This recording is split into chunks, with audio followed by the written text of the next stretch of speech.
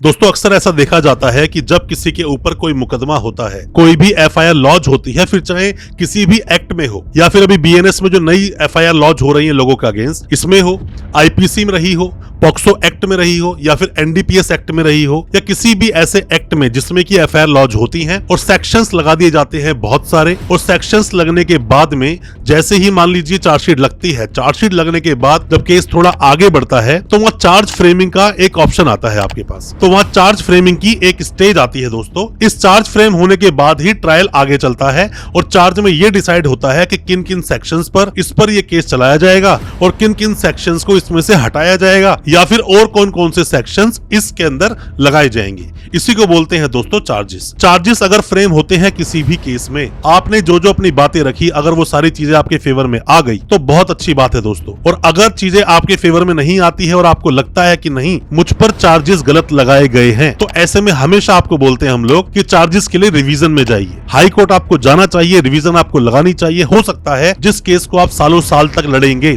आपके रिवीजन लगाने से वो केस ही खत्म हो जाए, वो केस बनता ही ना हो, ऐसा हो सकता है। जजमेंट अभी रिसेंट में ही 2024 में जुलाई में ही अभी रिसेंट में जजमेंट आया है। उस जजमेंट के बारे में आपको हम बताएंगे और ये भी बताएंगे किस तरह से गलत सेक्शंस जुड़ जाते हैं आपकी एफआईआर में और किस तरह से आप उन सेक्शंस को हटवाएंगे। ज्यादा कुछ जानने के लिए दोस्तों बने रहिए हमारे इस वीडियो के साथ। नमस्कार दोस्तों, फिर एक बार स्वागत करता हूं आप सभी का अपने इस यूट्यूब चैनल पर जिसका नाम है फाइट फॉर ट्रू। मेरा नाम है वीरेंद्र वर्मा। दोस्तों अक्सर ये देखा गया कि लोगों पर गलत तरीके से एफआईआर लॉन्च होती है। लोग कई बार दुश्मनी में, लोग कई बार राइवलरी में, लोग सिर्फ अपनी ईगो सेटिस्फाई करने के लिए किसी पर कोई भी केस लगवा देते हैं। ज्यादा कुछ खास उनके पास एविडेंसेस होते नहीं, पर हाँ पुलिस में अच्छी साठगांठ होती है, पुलिस स्टेशन में अच्छी खासी बातचीत तुर्की होती है, तो आप पर वो मुकदमा दर्ज हो जाता है। उसके बाद आपको अरेस्ट करके जेल भेज देते हैं। हालांकि यहीं पर जब कोई मुकदमा बनता नहीं, पुलिस के पास कोई स्ट्रॉन्ग एविडेंस है नहीं, यहीं पर आपको क्वेश्चनिंग में जाना चाहिए, बट उसके बावजूद आप लोग बेल लेते हैं, एंटीसिपेटरी बेल लगाते हैं। जेल में है तो रेगुलर बेल लगाते हैं, फिर बेल नहीं होती, चार्जशीट का वेट करते हैं, चार्जशीट लगती है, बेल हो जाती है कई लोगों की, फिर भी बेल नहीं होती, फिर चार्जेस में जाते हो, चार्जेस में आर्गुमेंट करते हो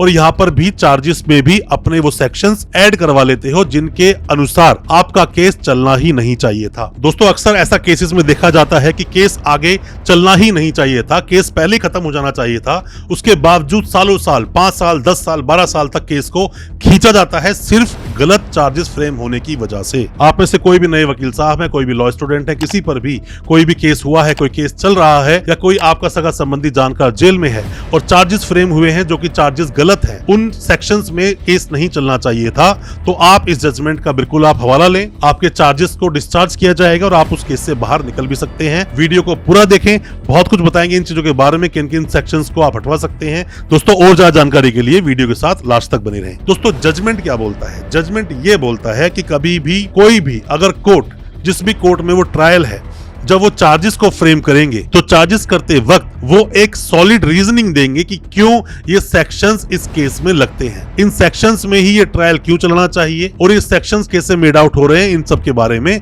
बताना पड़ता है जब किसी पर भी वो चार्जेस लगाए जाते हैं, वो सेक्शंस में केस चलाया जाता है। दोस्तों पहले आप जजमेंट को लिख लीजिए। जजमेंट है राम प्रकाश चड्डा वर्सेस स्टेट ऑफ यूपी, 2024 जुलाई का ये जजमेंट है, जिसमें ये बताया गया। रिलेवेंट पैरा की अगर मैं बात करूं तो 20, 21, 22 ये 3 पैरा आप पढ़ लेना, तो इसमें आपको मैक्सिमम डाउट्स आपके क्लियर हो जाएंगे कि चार्जेस फ्रेम हुए हैं तो उस पर क्या बोलता है जजमेंट और आगे जाकर इन चार्जेस को डिस्चार्ज आप कैसे करा सकते हैं, केस को कैसे खत्म करा सकते हैं। क्योंकि केस खत्म कराने के लिए जब इनिशियल स्टेज में जब केस होता है, जब चार्जशीट नहीं लगती है, जब मतलब चार्जेस फ्रेम नहीं होते हैं, तो आप क्वेश्चनिंग में जाते हो, तो उसके बाद भी आपके पास अब ये ऑप्शन है। रिवीजन तो हालांकि लोग पहले भी लगाते थे और लगानी चाहिए। अगर आपके ऊपर कोई ऐसे सेक्शंस लगा दिए गए हैं जो सेक्शंस आपके केस में नहीं होने चाहिए, तो ऐसे में आपको रिवीजन लगानी चाहिए। जैसे कि मान लीजिए किसी भी व्यक्ति के ऊपर पॉक्सो में केस दर्ज हुआ, पॉक्सो केस दर्ज हुआ, अभी पॉक्सो के साथ साथ चीटिंग की भी बात करेंगे, एनडीपीएस की भी बात करेंगे। पॉक्सो में केस दर्ज हुआ और उस इंसान पर सेक्शन 6 लगा दिया गया, सेक्शन 6 लगा दिया गया, साथ में किडनैपिंग का सेक्शन भी ऐड कर दिए गए,